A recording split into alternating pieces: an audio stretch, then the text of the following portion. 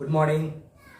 Perfect commerce classes के online class में स्वागत है। और आप सभी को पता है कि आज मैं सिंगल इंटरेस्ट सिस्टम का एडवांटेज और डिसवांटेज पढ़ाने वाला हूँ। लेकिन एडवांटेज और डिसवांटेज पढ़ाने से पहले कुछ मैं आपको बता दूँ एक बात, कि आप पहली बात तो घबराना मत इस चैप्टर से, क्योंकि ये चैप्टर बहुत आसान है। अब देखो, यही चैप्टर नहीं, मैं कह रहा हूँ अकाउंट्स का कोई भी चैप्टर हो, सब कंसेप्ट पे डिपेंड होता है। अगर कंसेप्ट अच्छा है तो कोई भी चैप्टर भारी नहीं होता है, कोई भी चैप्टर फास्ट नहीं होता है। बस जरूरत इस बात की है कि कंसेप्ट को समझें। मेरा 2-3 क्लासेस जो होता है वो थ्योरी का होता है, और थ्योरी का क्लासेस मैं इसलिए देना चाहता हूँ कि कंसेप्ट आपका क्लियर हो जाए। एग्जाम में थ्योरेटिकल भी पूछे तो आप उसका आंसर दे, न्यूमेरिकल भी आप आंसर देंगे। तो न्यूमेरिकल तो हमें भी बनाने में अच्छा लगेगा और आपको भी अच्छा लगेगा। थोड़ा वेट करें, घबराएं नहीं, देखिए हम आपके लिए मेहनत कर रहे हैं और हम चाहते हैं क्या आप लोग को भी मेरी बात पूरी की पूरी बात समझ में आ जाए। उसके लिए आप जो भी वीडियो बने, जिस चैप्टर का बने, आप उसका बीच का मत देखा करें। बीच का देखेंगे तो फिर क्लियर नहीं हो पाएगा। इन सारे वीडियोस को, सारे पार्ट को आप पार्ट बाई पार्ट करके देखेंगे तो सारी चीज़ें आपको एक कहानी के जैसा नजर आएगी। और उसके बाद आप जब भी कोई क्वेश्चन बनाएंगे तो काफ़ी मज़ा आएगा, काफ़ी मज़ा आएगा। अगर हमारा वीडियो आपको अच्छा लगे तो कोशिश ये करना है कि वो जो चैनल का लिंक है उसको लोगों को शेयर्स करें, लोगों को ज़्यादा से ज़्यादा शेयर करें, इससे लोगों को फ़ायदा पहुँचे। देखिए, आज हम पढ़ाने जा रहे हैं सिंगल इंटरेस्ट सिस्टम का एडवांटेज क्या है और उसके डिसवांटेज क्या, उसकी खूबी क्या और ख़राबी क्या है। ऐसे देखा जाए तो हर चीज़ में कुछ ना कुछ खूबी होता है, कुछ खराबी भी होती है। तो हम लोग पढ़ने जा रहे हैं सिंगल इंटरेस्ट सिस्टम के एडवांटेज और डिसवांटेज। चलिए चलते हैं। मैंने लिखा है advantage and disadvantage of single entry system. Single entry system के क्या एडवांटेज है और क्या डिसवांटेज है, इस पे हम आज आपसे बात करने जाएंगे। सबसे पहला है एडवांटेज की बात करने जा रहे हैं, फिर बात करेंगे आपसे हम डिसवांटेज की बात करेंगे। तो एडवांटेज में सबसे पहला है सिंपल एंड इजी। इसको समझना सिंपल है और इसके जितने भी अकाउंट्स हैं उसको मेंटेन करना इजी है।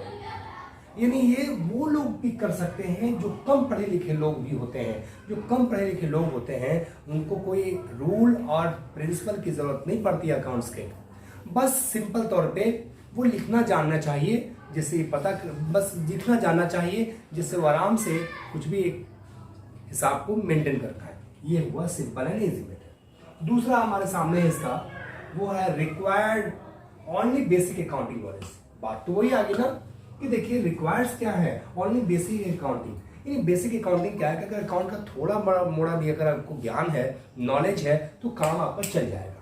तो थोड़ा बड़ा क्या, जैसे कैश का अकाउंट खोलना है तो कैश का अकाउंट खोलना है, तो पैसा जब आएगा तो उसको हम लोग लिख देंगे रिसीप्ट साइड में, पैसा जब जाएगा तो उसको पेमेंट साइड में ले देंगे। ये बहुत बड़ी चीज़ नहीं है, पैसा आएगा तो रिसीप्ट मानेंगे और जाएगा तो पेमेंट मानेंगे, ये छोटी सी चीज़ है। अब जैसे क्रेडिट माल आप किसी को बेच रहे हैं, आप किसी सेल को निकालना कहाँ से जाता है, उसके लिए आप अकाउंट खोल लिए, एक डिप्टर अकाउंट खोल लिए, एक क्रेडिट अकाउंट खोल लिए। तो छोटा सा भी अगर आपको नॉलेज है तो काम आपका चल जाएगा। तीसरी इसकी खूबी है कि सुटेबल फॉर स्मॉल बिजनेस। अगर जिनका बिजनेस छोटा है तो उनके लिए एक तो खैर का नहीं, ये बहुत बढ़िया है। छोटा बिजनेस होगा तो लिमिटेड ट्रांजेक्शन होंगे, और जो छोटा बिजनेस होता है, स्मॉल बिजनेस होता है, उसके ज़्यादातर जो लेन देन होते हैं वो कैश में होते हैं। इसलिए उनको अलग से कोई अकाउंटेंट को लाने की जरूरत नहीं है। ये बहुत आसान और अच्छा मेथड है, आपको भी छोटा बिजनेस इसको अपना सकता है। देखिए, इसके बाद चौथा हमारे पास है इजी टू कैलकुलेट प्रॉफिट। इसके प्रॉफिट को या लॉस को निकालना बहुत आसान होता है, क्योंकि आपके पास एक होता है ओपनिंग कैपिटल और एक आपके पास होता है क्लोजिंग कैपिटल। तो ओपनिंग कैपिटल और क्लोजिंग कैपिटल के बीच का जो डिफरेंस होता है उसको प्रॉफिट और लॉस बोला जाता है। कभी प्रॉफिट बोलेंगे, कभी उसको लॉस बोलेंगे। जैसे ओपनिंग कैपिटल और क्लोजिंग का डिफरेंस का मतलब क्या, अगर फर्म में आपने फर्स्ट टाइम जो पैसा लगाया वो ओपनिंग कैपिटल हुआ, जब आपने अकाउंट को बंद किया उस समय जो आपके पास कैपिटल बचता है वो क्लोजिंग है। तो ओपनिंग से अगर ज़्यादा क्लोजिंग होगा तो उसको प्रॉफिट मानेंगे, अगर ओपनिंग से कम क्लोजिंग होगा तो उसको लॉस मानेंगे। एग्जाम्पल तौर पर, जैसे आपने बिजनेस स्टार्ट किया, आपने लगाया 10,000 रुपया बिजनेस में, वो ओपनिंग कैपिटल हुआ। जब अकाउंट बंद किया तो आपके पास था 20,000 रुपया, लगाया तो 10 और हो गया 20, तो डिफरेंस कितना हुआ 10,000 रुपया, वही हुआ हमारा प्रॉफिट। अगर वही लगाते बिजनेस में 10,000 रुपया और अगर अकाउंट बंद करते मिलता आपको 5,000 रुपया, लगाया 10 मिला 5, तो डिफरेंस क्या हुआ कम हो गया, माइनस हो गया उधर आपका, इसलिए उसको लॉस मानेंगे। पॉइंट नंबर नेक्स्ट की अगर बात मैं करूं आपसे, ये है फ्लेक्सिबल मेथड। ये मेथड फ्लेक्सिबल है क्योंकि इसके लिए कोई रूल प्रिंसिपल फिक्स नहीं है। आप अपने बिजनेस के नीड, अपने बिजनेस के रिक्वायरमेंट को ध्यान में रख करके आप जैसे चाहे उसको एडजस्ट कर सकते हैं। इसके लिए कोई रूल्स, कोई प्रिंसिपल फिक्स नहीं किए गए। ये फ्लेक्सिबल है, आप अपने सिचुएशन के हिसाब से उसको बदल सकते हैं। पॉइंट नंबर 6 इकोनॉमी की बात करेंगे अगर हम, कि कम खर्चीला है, आपको अलग से कोई स्किल्ड पर्सन को लाने की जरूरत नहीं है, कोई एक्सपर्ट अकाउंटेंट लाने की जरूरत नहीं है, क्योंकि लिमिटेड बिजनेस है, छोटा बिजनेस है, तो छोटे बिजनेस में लेन देन भी कम होते हैं। इसलिए डबल एंट्री सिस्टम के कंपैरिजन में इसमें अकाउंट्स कम बनाए जाते हैं। जैसे कैश का अकाउंट खोले जाएंगे, पर्सनल अकाउंट खोले जाएंगे, तो ये खुद स्वयं आप भी कर सकते हैं। तो अलग से जब अकाउंटेंट नहीं लाएंगे तो आपका पैसा बचेगा। ये इकोनॉमी की बात करता है। ये हुए इसके एडवांटेज। और अभी हम पढ़ने जा रहे हैं इसके डिसएडवांटेज की बात। अगर मैं करूं आपसे डिसएडवांटेज की बात करूं तो डिसएडवांटेज में क्या है, सबसे पहला क्या है कि preparation of trial balance not possible.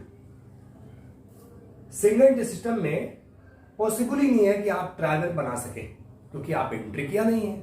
जब एंट्री किया नहीं है तो आप तो लेजर भी नहीं बनाया होगा, और जब लेजर बना ही नहीं है तो ट्रायल बैलेंस बनाना संभव नहीं है, इम्पॉसिबल है। इसके बाद देखिए दूसरा डिसएडवांटेज का है कि इनकम्प्लीट एंड अनसाइंटिफिक सिस्टम। ये सिस्टम को बोला ही गया है कि अनसाइंटिफिक है। अनसाइंटिफिक का मतलब क्या होता है कि साइंटिफिक नहीं है, क्योंकि रूल और प्रिंसिपल को आप नहीं अपना रहे तो अनसाइंटिफिक हो गया। हम करें कि अकाउंट्स के जो रूल्स होते हैं वो 3 होते हैं, personal account, real account, nominal account. केवल आप पर्सनल अकाउंट को आप वैल्यू देंगे, रियल और नॉमिनल को इग्नोर कर देंगे, क्या वो अकाउंट आपका कंप्लीट हो पाएगा? नहीं, इसलिए उसको बोलते हैं इनकम्प्लीट। इसके बाद पॉइंट नंबर 3 है no recognition in the assessment of income tax and sale. Income tax और सेल टैक्स डिपार्टमेंट को जब आप पैसा देने जाएंगे तो वो सिंगल एंट्री सिस्टम के हिसाब से जो प्रॉफिट लॉस होंगे उसको मानेगा ही नहीं, क्योंकि आप जब नॉमिनल अकाउंट को मेंटेन करते ही नहीं, आप रियल को मेंटेन करते नहीं। तो जब नॉमिनल अकाउंट नहीं मेंटेन करेंगे तो आपका ट्रेडिंग अकाउंट नहीं बनेगा, आपका प्रॉफिट एंड लॉस अकाउंट नहीं बनेगा। जब प्रॉफिट एंड लॉस अकाउंट बनेगा ही नहीं तो नेट प्रॉफिट निकलेगा नहीं, और जब नेट प्रॉफिट निकलेगा नहीं सही तरीके से तो बताइए आप इनकम टैक्स कैसे दे पाएंगे। इसलिए इनकम टैक्स डिपार्टमेंट आपको वो इनकम टैक्स उस प्रॉफिट को नहीं मान पाएगा अगर सिंगल सिस्टम से प्रॉफिट जो बना रहे, क्योंकि वो प्रॉफिट एक्चुअल में वो नेट नहीं है, वो अनुमान पे आधारित है। उसी प्रकार से सेल टैक्स की बात करेंगे, जब आप नेट सेल्स नहीं निकाल पाएंगे तो नेट सेल पे आप कैसे गवर्नमेंट को टैक्स दे पाएंगे। इससे सेल टैक्स और इनकम टैक्स देना मुश्किल होगा, क्योंकि प्रॉफिट आपका वो शुद्ध नहीं है या नेट सेल आपका भी शुद्ध नहीं है। पॉइंट नेक्स्ट पॉइंट है वो है हमारा 4, जिसमें कहते हैं does not reflect true profit और लॉस। यानी जो भी प्रॉफिट और लॉस दिखता है, जस्ट बताया भी, जो प्रॉफिट लॉस आपका है दिखता है वो रिफ्लेक्ट सही नहीं करता है, क्योंकि वो हमारा प्रॉफिट और लॉस वो अनुमान पे आधारित होता है, और अनुमान से काम हमारा चलने वाला नहीं है मेरे डियर फ्रेंड्स। पॉइंट नंबर 5 है फ्रॉड्स एंड एरर। इसमें फ्रॉड और एरर की संभावनाएं ज्यादा होती हैं, क्योंकि आपके पास जो अर्थमेटिकल जो एक्यूरेसी होता है वो आप सही तरीके से जांच ट्रायल में नहीं कर पाते। आप जर्नल बनाते, फिर लेजर बनाते, आप ट्रायल में चेक कर लेते कि वो सही है कि गलत है, कहाँ पे गलत है, कहाँ पे सही है। यहाँ कुछ भी अकाउंट नहीं बनता है। जब कुछ अकाउंट बनते ही नहीं है तो इसमें फ्रॉड्स और एरर होने की संभावनाएं ज्यादा होती है। पॉइंट नंबर लास्ट है जो आपके सामने वो है proper valuation of assets is not possible. यानी प्रॉपर कोई भी एसेट्स का मूल्यांकन करना, वैल्यूएशन लगाना ये संभव नहीं है, मतलब दिक्कत आएगी, मुश्किल आएगी। क्या मुश्किल आएगी? खास करके स्पेशली अगर देखा जाए तो हम गुडविल का तो वैल्यूएशन कर ही नहीं पाते हैं जब सेल ऑफ बिजनेस होता है। जब बिजनेस को हम जब सेल करने जाएंगे तो उस समय जो गुडविल का जो वैल्यूएशन होता है वो सही तरीके से निकल नहीं पाता है, ये बहुत मुश्किल होता है। इसलिए आज के लिए इतना ही, फिर हम लोग मिलेंगे अगले वीडियो में। बहुत बहुत शुक्रिया।